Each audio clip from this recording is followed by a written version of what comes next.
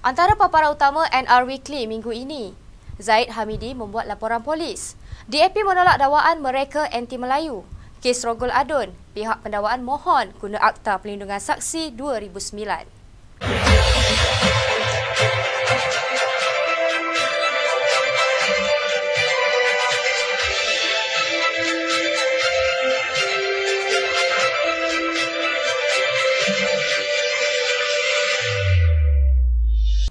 Assalamualaikum warahmatullahi wabarakatuh. Anda bersama saya Nur Alia Izzati Azman dalam NR Weekly. Presiden UMNO Datuk Seri Dr. Ahmad Zahid Hamidi menafikan wujudnya perbualan sebagaimana dalam audio rakaman yang sedang tular di media sosial. Kononnya membabitkan beliau dengan Presiden PKR Datuk Seri Anwar Ibrahim. Dalam kenyataannya kemarin, Ahmad Zahid menjelaskan beliau kecewa dan amat terkejut dengan penyebaran audio yang kononnya merakamkan perbualan antara dirinya dan juga Anwar. Ini satu percaturan politik jahat dan jijik yang hanya mengesahkan usaha berterusan untuk melemahkan dan menghancurkan UMNO. Ingin ditegaskan tiada sebarang perbualan antara saya dengan Anwar selepas Perhimpunan Agung UMNO baru-baru ini katanya mengulas penyebaran audio perbualan mirip suara Ahmad Zahid Hamidi dan Anwar yang mula tersebar sejak petang semalam. Kandungan itu antara lain memaparkan perbualan di antara dua individu yang berkisar soal perjalanan PAUS sebelum ini yang menyaksikan pendirian UMNO untuk tidak bekerjasama dengan Parti Pribumi Bersatu Malaysia dalam pilihan raya umum ke-15 dipersetujui sebulat suara perwakilan PAUS. Dalam audio itu turut disentuh mengenai pendirian menteri dari UMNO yang didakwa kedua-duanya tidak berani untuk meletakkan jawatan menteri yang disandang oleh mereka. Mengulas lanjut, Ahmad Zahid menegaskan sudah mengarahkan pegawainya membuat laporan polis bagi membolehkan siasatan dilakukan untuk mengenal pasti dalang di sebalik perbuatan itu. Saya percaya lebih banyak lagi permainan keji seperti ini akan dilakukan untuk terus meremehkan dan memusnahkan UMNO. Sebagai Presiden UMNO, saya tidak akan sesekali mencabuli apatah lagi membelakangi apa jua ketetapan yang telah diputuskan Majlis Kerja Tertinggi UMNO dan juga PAUS. Katanya, Ahli Parlimen Seremban Anthony Loke menolak dakwaan punca Tun Dr. Mahathir Mohamad meletakkan jawatan adalah kerana DAP sering menentang kepentingan kaum Melayu dalam mesyuarat Kabinet. Ujar beliau, dakwaan itu tidak berasas kerana sebelum ini sewaktu DAP menjadi barisan menteri, mereka menyokong untuk menstrukturkan dan menyelamatkan tabung haji. Anthony berkata sebelum ini jika mereka memberikan pandangan untuk berhati-hati dalam membuat keputusan agar tidak menimbulkan kemarahan kaum Melayu. Seandainya tomahan itu benar, beliau memohon Tun Dr. Mahathir untuk menjelaskan di mana isu DAP menentang orang Melayu. Beliau merasakan Tun Dr. Mahathir masih dibelenggu dengan pemikiran dan persepsi lama terhadap DAP. Setiausaha organisasi DAP itu berkata sebuah kerajaan itu penting mempunyai legitimasi iaitu mendapat mandat daripada rakyat untuk mentadbir negara melalui pilihan raya. Namun kerajaan Perikatan Nasional tidak mempunyai legitimasi. Beliau menambah politik di negara ini masih dinamik dan sentiasa berubah. Anthony berkata Parlimen perlu bersidang dan tidak nampak kuasa darurat ini boleh membantu mengawal wabak pandemik COVID-19. Ujar beliau, bersatu sebelum ini sebelum bertanding pilihan raya, mereka meminta tolong daripada DAP. Namun setelah mereka mempunyai kuasa pemerintahan, mereka telah menyingkirkan DAP. Sebelum ini, Ketua Penerangan Bersatu Wan Saiful Wanjan berkata DAP anti-Melayu, namun Anthony menegaskan DAP pernah memberikan mereka kerusi untuk bertanding di Alor Gajah dan Tanjung Piai di mana mereka memperoleh kemenangan atas undian penyokong DAP. Anthony ditemui sewaktu program Bual Bicara terus terang bersama ZMY di studio NR Channel TV pada 6 April yang lalu. Tarikh pemilihan UMNO sama ada diadakan sebelum atau selepas pilihan raya umum ke-15 akan diputuskan dalam mesyuarat Majlis Kerja Tertinggi parti berkenaan. Setiausaha Agung UMNO Datuk Seri Ahmad Maslan berkata beliau sendiri tidak pasti bila pemilihan UMNO akan diadakan kerana tarikh PRU15 masih belum diketahui. Tapi saya ingin berkongsi satu maklumat dengan sidang hadirin sekalian. Pada 15 Disember 2020, seramai 111 ahli parlimen meluluskan bajet 2021 dan 108 daripadanya menentang. Sehari selepas itu, ada makan tengah hari bersama ahli-ahli parlimen yang meluluskan bajet dengan Perdana Menteri iaitu Tan Sri Muhyiddin Yassin.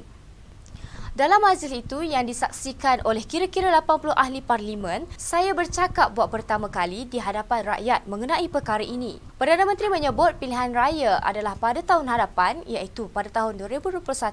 Dengan lain perkataan, Perdana Menteri menyebut pilihan raya akan diadakan pada tahun ini.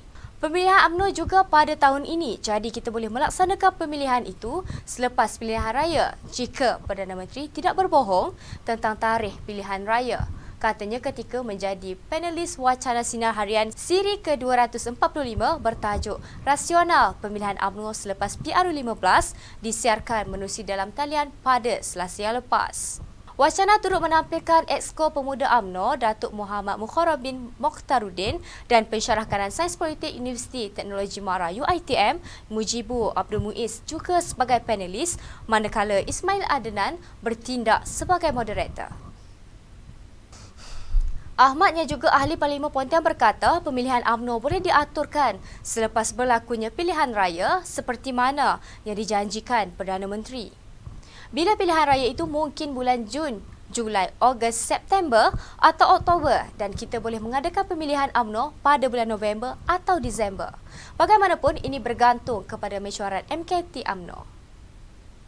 Naib Pengerusi Putera Malaysia, Datuk Hamidah Osman, beliau sebelum ini tidak pernah meninggalkan UMNO tetapi beliau dipecat atas dasar kelantangannya bersuara di mana beliau berpegang kepada prinsip kebenaran harus dikatakan walaupun pahit ditelan.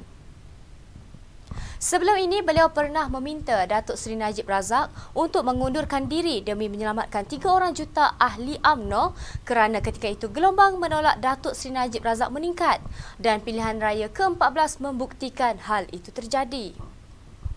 Pengerusi Putera Perak itu juga berkata ketika beliau menyertai Bersatu selepas dipecat, beliau melihat DAP lebih mendominasi maka beliau mengambil keputusan untuk meninggalkan Bersatu.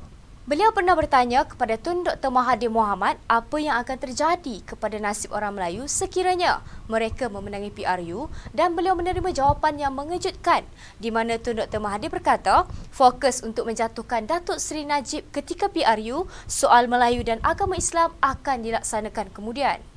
Hamidah kecewa dengan isu tanah di Perak di mana tanah banyak diberikan kepada syarikat bukan Melayu dan menyebabkan nelayan banyak hilang punca pendapatan. Ujar Hamidah, sewaktu Ahmad Faizal Azumu menjadi Menteri Besar Perak, tanah yang dicadangkan untuk kawasan lapangan terbang setelah diluluskan telah pun dijual. Menurut beliau, tanah rizab di Manjung, Perak sebanyak 1,600 tan ekar yang diberi nama Tanah Rizab Melayu namun pemiliknya bukan orang Melayu. Beliau ditemui dalam program Jawab Saya Tanya di studio NR Channel TV pada 6 April lepas. Berita Nasional. Pihak pendakwaan kes rogol pembantu rumah membabitkan Ahli Dewan Undangan Negeri Adun Tronoh, Pau Yong Kiong, memberitahu Mahkamah Tinggi akan membuat permohonan untuk 2 orang daripada saksi mengemukakan keterangan mengikut Akta Perlindungan Saksi 2009. Pengarah Pendakwaan Negeri Perak, Datuk Jamil Arifin memaklumkan Hakim Datuk Abdul Wahab Muhammad bahawa 2 saksi itu adalah peserta program perlindungan saksi di bawah Akta Terbabit. Kami mahu 2 saksi itu mengemukakan keterangan mereka mengikut Seksyen 265A Kanun Tata Cara Jenayah supaya identiti serta keterangan itu tidak didedahkan dan hanya perlu dikemukakan kepada mahkamah. Datuk Jamil juga berkata beliau hendak memaklumkan bahawa kedua-dua saksi tersebut menyatakan hasrat untuk memberi keterangan secara tertutup tanpa kamera, tanpa dilihat tertuduh dan peguam-peguamnya serta enggan identitinya didedahkan. Abdul Wahab kemudiannya mengarahkan supaya pihak pendakwaan menunggu pasukan pembelaan menyediakan jawapan sebelum menghantar permohonan penggunaan Akta Perlindungan Saksi 2009. Hakim turut mengarahkan supaya perbicaraan diteruskan dengan keterangan saksi-saksi lain bagi mengelakkan pembaziran masa. Perbicaraan ditangguh pada kira-kira jam 4.30 petang dan disambung semula pada jam 10 pagi 7 April lalu. Pada 21 Disember lalu, Mahkamah Tinggi di sini menetapkan 9 hari bermula 30 Mac lalu untuk perbicaraan kes selepas Yong mengaku tidak bersalah atas tuduhan merogol pembantu rumahnya itu di kediaman beliau di Meru, Desa Pak pada 7 Julai 2019 antara jam 8.15 malam dan 9.15 malam. Namun perbicaraan ditangguh sehingga dimulakan kemarin. Kes itu sebelum ini disebut di Mahkamah Seksyen. Namun pada 15 Disember yang lalu, Mahkamah Persekutuan membenarkan permohonan pembelaan supaya kes dipindahkan ke Mahkamah Tinggi. Bertempat di Mahkamah Tinggi 6 April yang lepas telah pun dilakukan pemindahan hukuman bekas warden asrama daripada penjara 228 tahun kepada 50 tahun atas 24 pertuduhan meliwat 5 pelajar di sebuah pusat tahfiz di Simpang 4 2 tahun lalu. Pendakwaan dilakukan oleh Izham Ali selepas panel pembelaan memfailkan rayuan pada 20 Februari tahun lalu. Dalam hujahan rayuan, pihak peguam bela menyatakan keputusan Mahkamah Seksyen sebelum ini dilihat agak luar biasa apabila hukuman yang dijatuhkan itu berjalan secara berasingan sehingga menyebabkan tempoh pencarakan tertuduh berlanjutan sehingga 228 tahun. Malah dalam hujahan rayuan itu juga, pihak pembelaan melihat dari segi faktor umur yang mana tiada manusia yang akan hidup selama tempoh hukuman berkenaan. Pendakwaan dilakukan mengikut Seksyen 377B Kanun Kesiasaan, 377C, Seksyen 15E serta Seksyen 16.1 Akta Kesalahan Seksual Terhadap Kanak-kanak 2017. Tertuduh kini menjalani hukuman di Pusat Koreksional Perlis bermula dari tarikh ditangkap pada 11 Mei 2019. Suruhanjaya Pencegahan Rasuah SPRM digesa terus mengambil tindakan tanpa mengira pangkat dan kedudukan terhadap mereka yang terbabit sindikat kartel tender dan projek kerajaan. Ketua Penerangan Bersatu, Datuk Wan Saiful Wanjan berkata, tindakan tegas perlu diambil segera dan secara berterusan. Kejayaan SPRM kali ini membuktikan bahawa usaha kerajaan memerangi rasuah tidak pernah berhenti. Pegawai SPRM wajar dipuji kerana menunjukkan komitmen yang tinggi untuk membersihkan gejala rasuah dalam negara, katanya dalam satu kenyataan. 5 April lalu, SPRM menahan 7 individu dipercayai anggota sindiket kartel memonopoli ratusan tender kementerian dan agensi kerajaan sejak 7 tahun yang lalu. Penahanan individu terbabit termasuk ketua sindiket berusia 47 tahun itu dipercayai melumpuhkan sindiket kartel projek dan tender kerajaan dengan nilai projek dianggarkan mencecah 3.8 bilion ringgit Malaysia. Wan Saiful turut mengucapkan tahniah kepada SPRM atas tindakan yang diambil untuk membantera sindiket memonopoli projek kerajaan. Katanya, rasuah dan salah guna kuasa adalah barah yang merosakkan tadbir urus negara.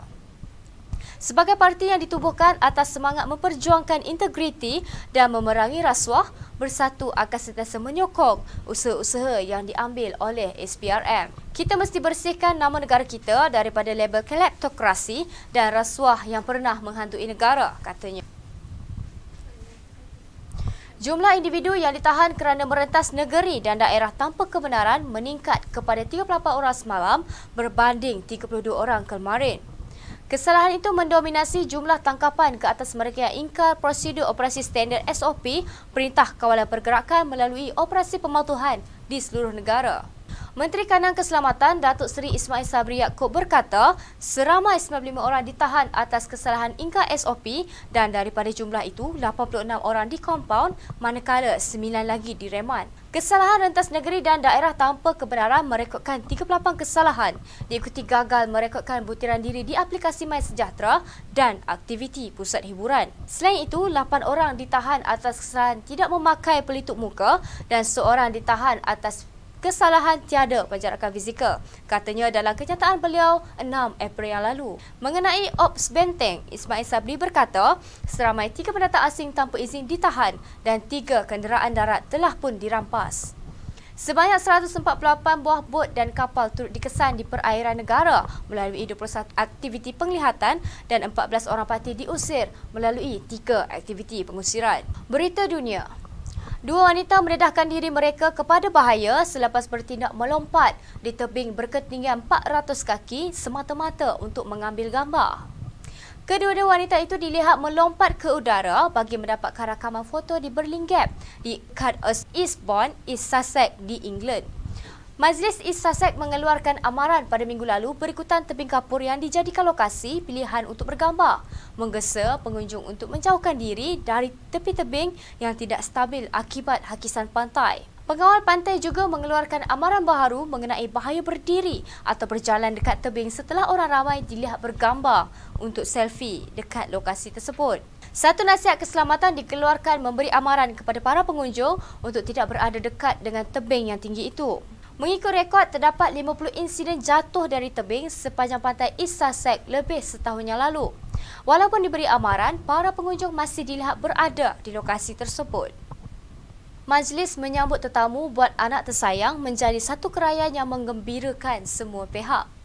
Pun begitu, bagaimana pula jika menantu yang diraikan rupa-rupanya anak perempuan yang hilang suatu ketika dahulu?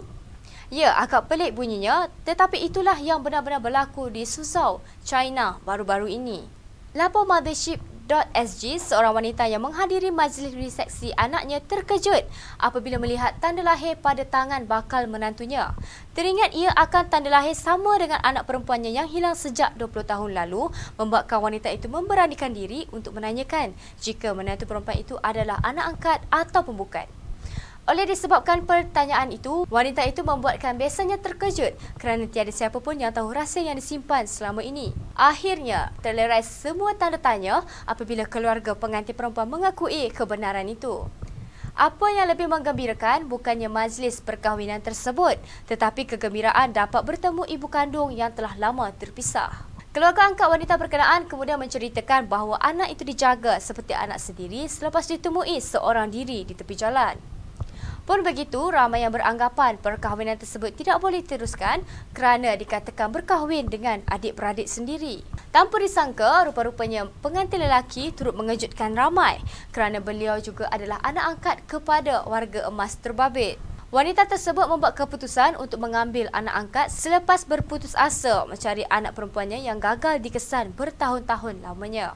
Jadi, tidak timbul isu kepada pasangan pengantin tersebut kerana mereka tiada pertalian darah langsung. Berita ekonomi.